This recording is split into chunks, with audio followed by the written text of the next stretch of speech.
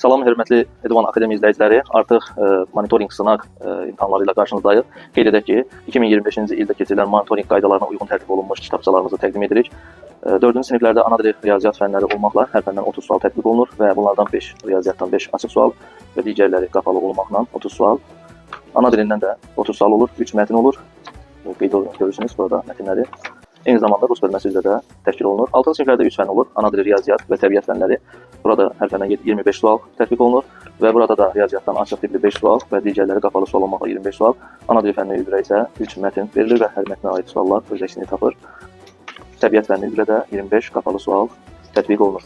Qeyd edək ki, monitoringimizdə həm Azərbaycan, həm rus bölməsi üzrə son model 2025-ci ildə tətbiq edilən modelə uyğun 4 və 6-cı siniflər üzrə bizə müraciət edə bilərsiniz. Bütün Azərbaycan üzrə monitorinqlərin təşkili və onların dəyərləndirilməsi, eyni zamanda nəticələrin çıxarılması və sayta yerləşdirilməsi, cavab kağızları ilə birlikdə təqdim olunması sizə təqdim olunacaq və siz imtahanlarınızı rahat formada keçirib 2 gün ərzində nəticələri saytımızdan baxa biləcəksiniz. Hər kəsə uğurlar.